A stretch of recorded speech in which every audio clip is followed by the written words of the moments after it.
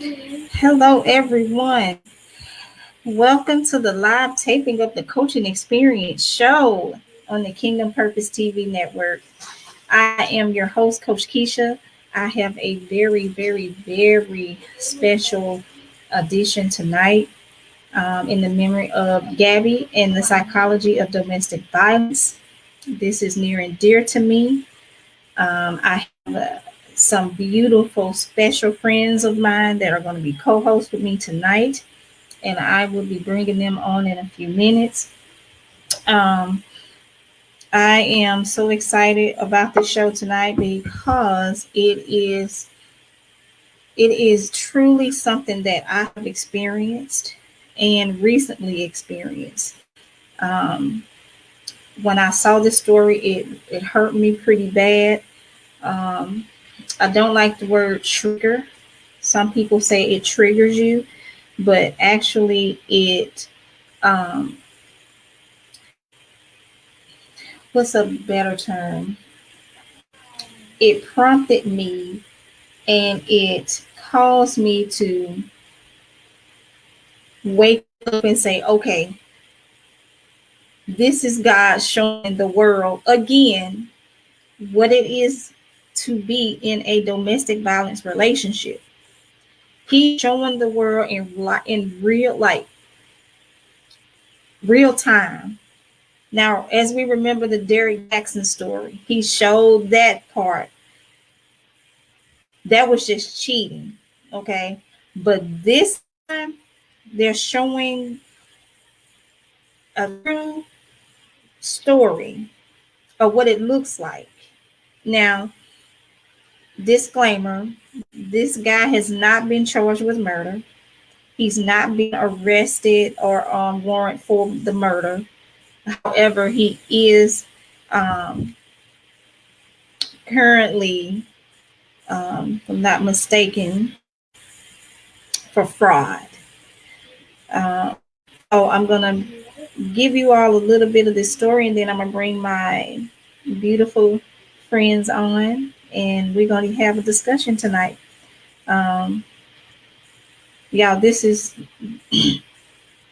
I'm so passionate about this because her her fiance reminds me so much of the relationship God delivered me out of last year. Like it it truly brought back memories because I mean he's to me a splendid image of him. Um, Let me give you a little bit. Gabby Petito, she's 22. She vanished after going on a cross country trip with her boyfriend, fiance, in a converted camper van. Authorities from agencies across the country joined efforts to search for a woman who disappeared, which is Gabby, during a cross country road trip with her fiance. Gabrielle Gabby Petito, 22, hadn't been seen or heard from since the end of August. Petito's family reported her missing on September 11th after her fiance or boyfriend, Brian Laundrie, returned home to Florida in their converted camper van without her. On September 19th, the FBI announced that a body had been found in Wyoming and that investigators believe it was Petito. The body was found. Indeed, it was her. The cause of death is pending. It has not yet been determined.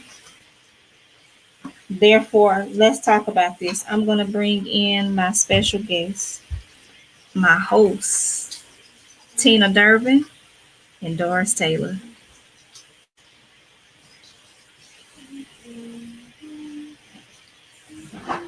Hi. Hello, I love y'all. Here we Hello. go. Move up a little bit. All right, y'all. I am so ready to talk about this because as you all know, y'all, these are my special friends. These are my sisters. I love them so much. Um, I call them my soulmate friends because when God brought us together, Yes, he did. it's like we knew each other forever. Mm-hmm. Um, and we share basically the same story with different faces, different people, Mm-hmm. different timelines, different ways of what happened. But in all, together is domestic violence. Mm-hmm. So, for a few minutes, I want to talk about Gabby, y'all. And I am not happy with number one, how the authorities handled this case. Mm-hmm. I am so upset right now, y'all. It's to the point where I went in on YouTube earlier to Mm-hmm. go back over the the police cam, Mm-hmm. and they treated this baby like she was just this criminal. And did y'all see the manipulative tactics that this dude used? Mm-hmm. And the police, Mm-hmm. they really got me when they looked at this guy and automatically took his side because of his sweet talk. And then she was hysterically crying in the Mm-hmm. van. She was so she you can tell she was raised to have to speak truth. So she was Mm-hmm. just being, I don't know if she was actually telling the truth, because when we are the victims at the time, we tend to try to save their behind so they won't go to jail. We may touch them like this, Mm-hmm. like a little hand, but we'll say we did this and we made him respond the way he responded. Mm-hmm. Verbal assault. What I wanted to talk about was verbal assault. What individuals don't realize, yet he displayed physical, which they didn't see, and which a Mm-hmm. witness stated they Mm-hmm. saw this. Okay, so they may not saw it, but they're not trained apparently to know that when someone verbally assault you, those are words that they're using to push you around, to prompt you. And this is what we call reactive abuse, where Mm-hmm. the first thing we want to do is hit. Because women, most of the times when we get angry, we want to hit them. And her reaction was punch him or scream.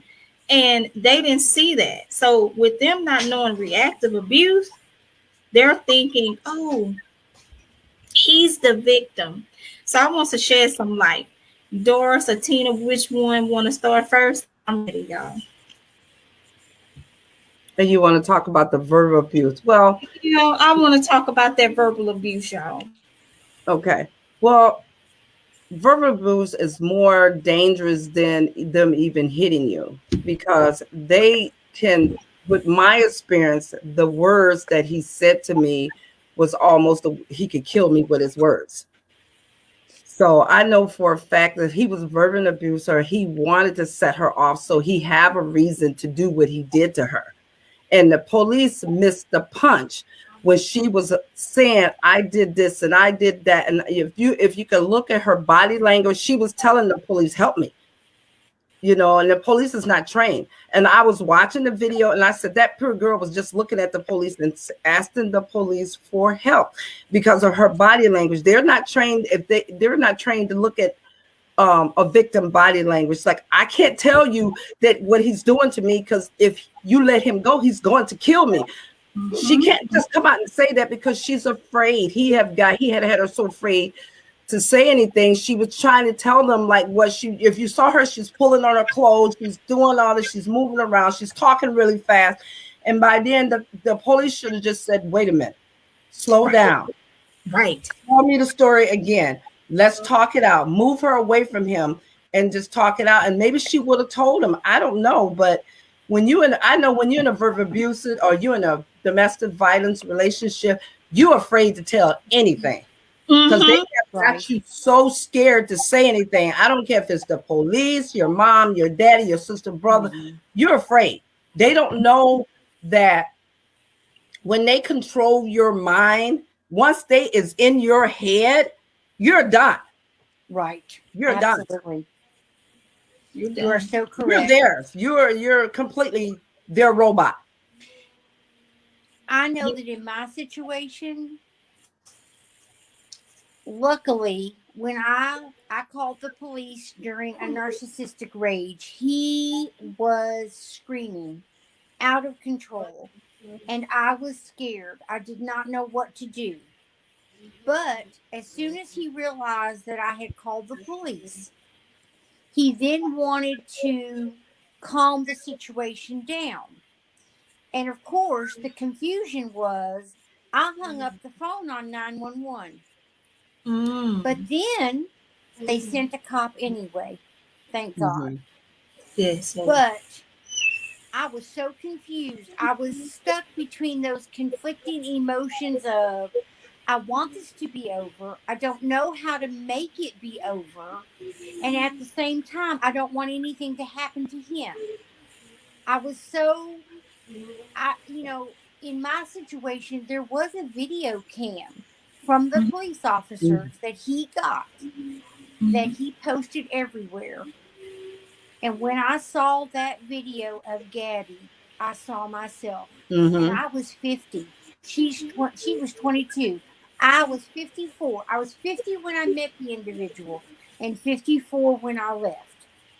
And I saw myself at 54 with that same Mm-hmm. confusion and emotion. Yep. And part of the video was me crying to the officers in the house, trying to explain as best I could Mm-hmm. what was happening. And at the same time, seeing me standing out on the porch of the home we shared Mm-hmm. saying, well, do you think you could just stay here this weekend and find some place to be gone by Monday? Hmm.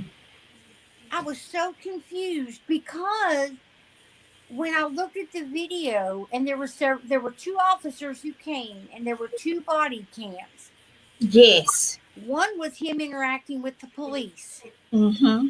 He Mm-hmm. was arrogant, he was defensive, and yet at the same time being smooth, Oh yeah. being calm in a Mm-hmm. way that was, I don't know what you think I've done, but it's not me, it's her.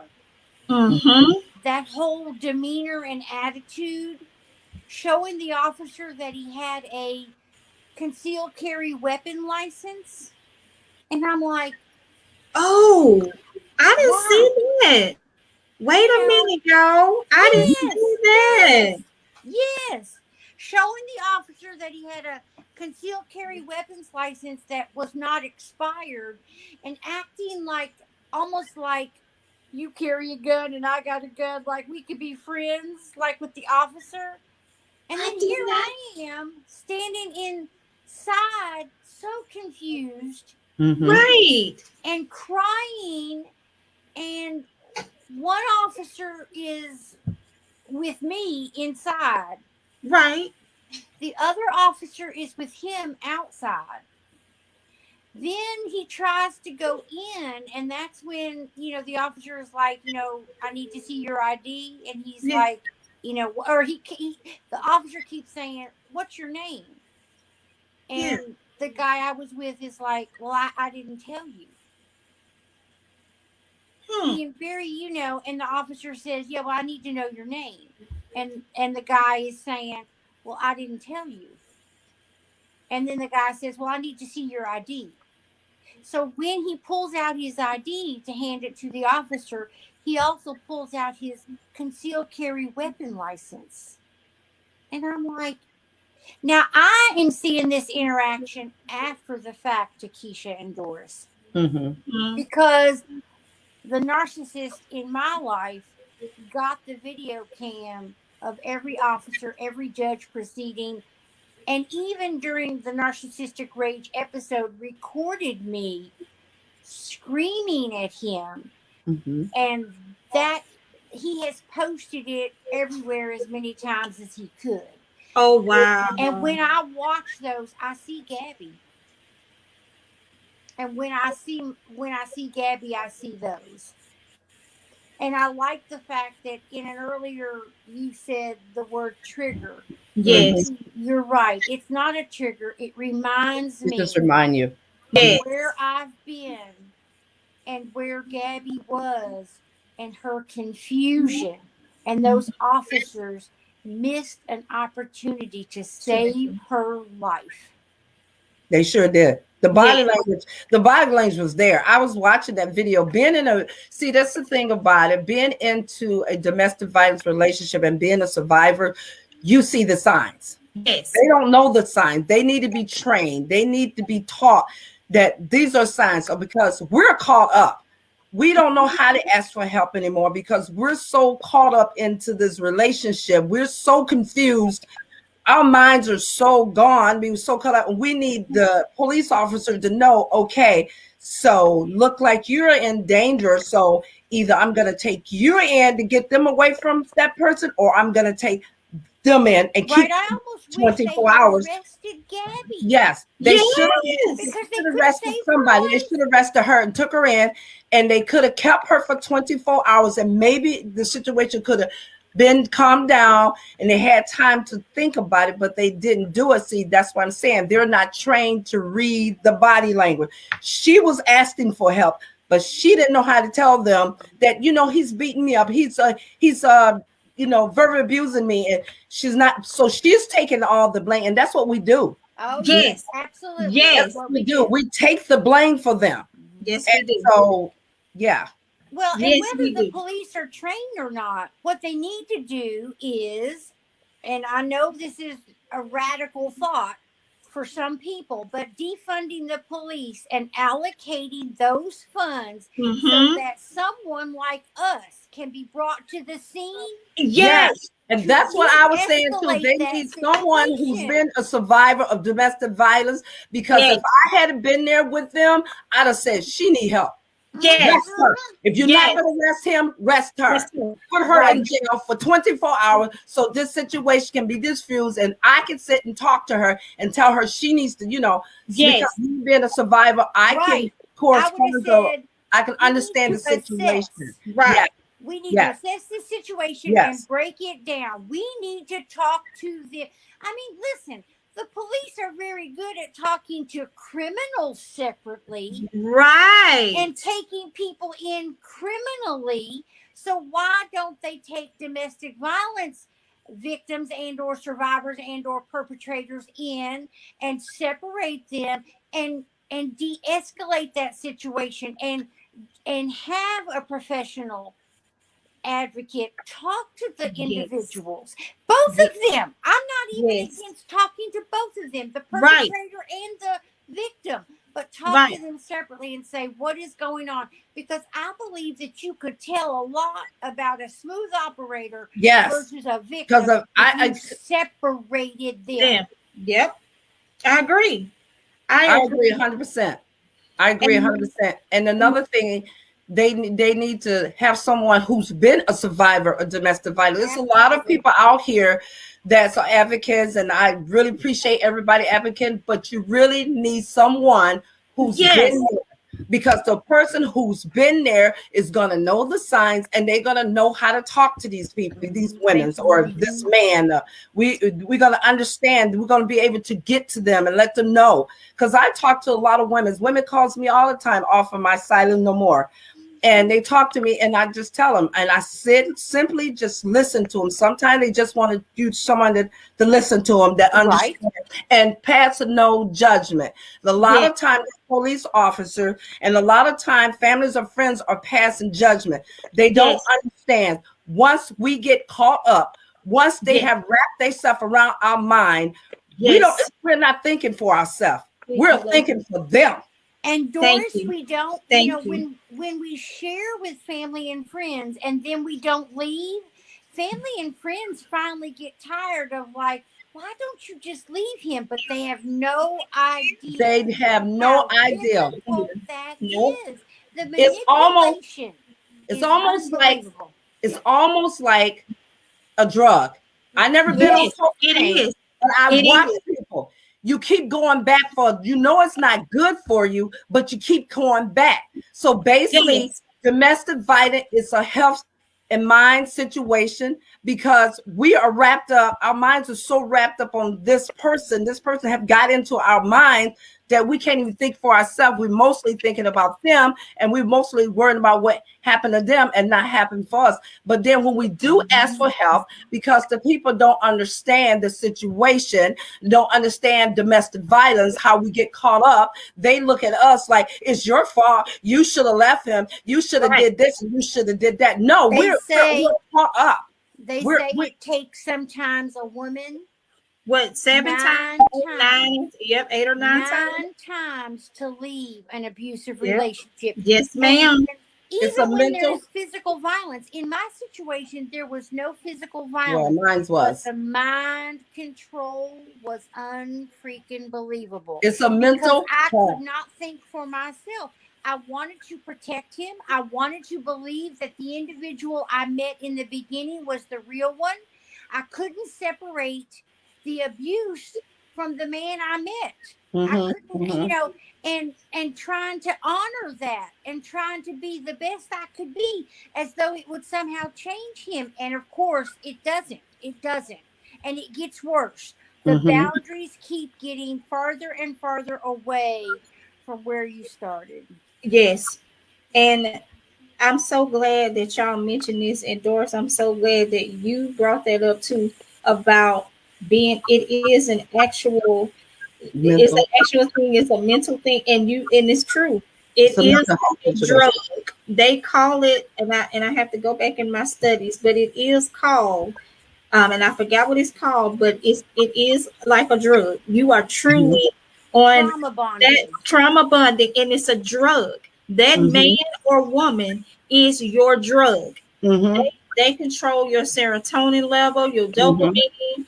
They control everything, and you are addicted to them, and you mm-hmm, need it to survive, basically. And my thing is, with that the police officers that was on the scene, they should have better assessed this situation. Number one. Number two, they need to bring in, like we said, y'all, people, even if it's an experienced officer.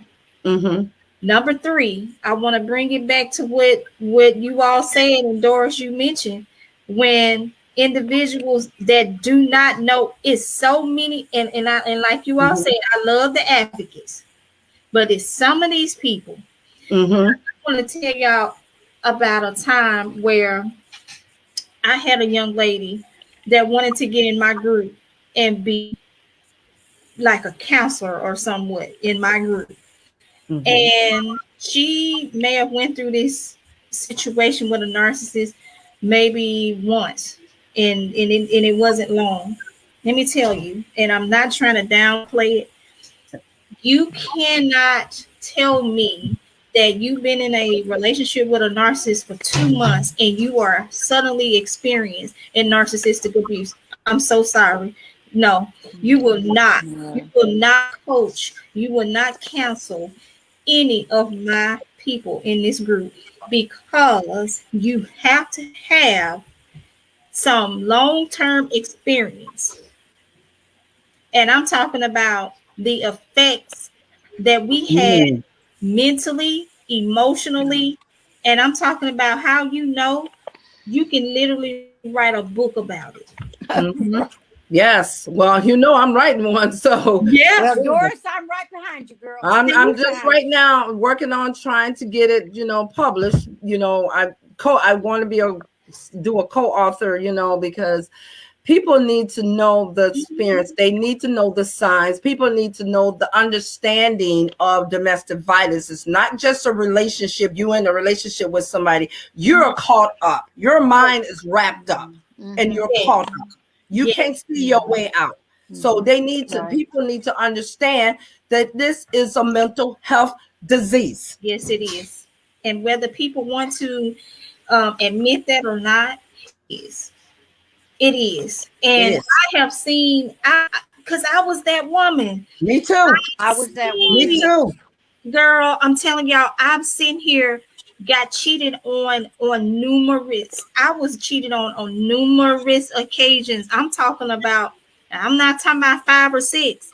I'm talking about 10 No, plus women. Mm-hmm. I And know. Yep. I kept going back, kept going back, kept going back.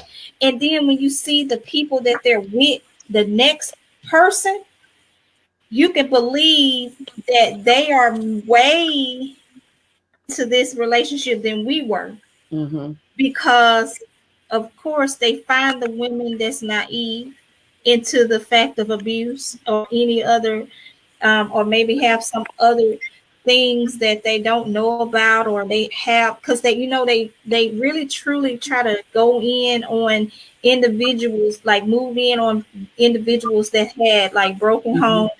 uh, Mm-hmm. their They daddy. learn. They're smart. They learn. Abusers groom Oh yeah. victims from the Oh yeah. beginning. And they And start early with them. yes, and I know in my situation, um, I know that some of my sleep issues now come Hmm. from that time. Mm-hmm. I know that my anxiety and depression come from that time living on eggshells. I Hmm. know that the home was never quiet 24/7. Hmm. So my lack of sleep, everything impacted my thought processes. I Yeah. agree with yours. It is a mental health issue Mm-hmm. in that your brain is so impacted by the abuse, not Hmm. from being hit always, but from the constant berating, belittlement, devaluing, the Mm-hmm. Yes. constant questioning. Yes. Everything was projected onto me that he was doing. Mm-hmm. You're cheating. I'm not going anywhere. I'm not doing anything. Hmm. And yet I'm the one cheating, and you're the one that's making all these trips and doing all this stuff that I'm paying for. In my situation, there was a lot of financial abuse. A lot of people talk about financial abuse that comes from the individual not allowing you to work. In my situation, it was coercive control of this idea that we were building something together. Right. Only it was a calculated agenda to get what he needed while I went without. But Tina, I want to let you all know that we're gonna do a part 2 and part 3, probably more. Mm-hmm. We are almost out of time. Okay. But the psychology, because I want to come back on and let's talk about. I know we didn't get to cover the psychology of domestic Yes. violence. And I wanted to talk about the narcissist, because from my understanding, this is the type of guy that this guy Gabby was with, was a malignant narcissist. So Yes. y'all, I'm going to end the show. Okay. Thank you all so much for Thank you to joining Love me. Keisha. y'all. I Thank love you, you. Doris. Nice to Yeah. meet you. Nice to meet you too. We'll see you on the next show. Yes, See y'all yes, in the next absolutely. show. I love y'all so much, y'all. We will be back for part 2. So please, Thank you for please being join us. survivors. Yes. Yes, you too. Love Yes. y'all. Love you too. Bye. Bye Bye. bye.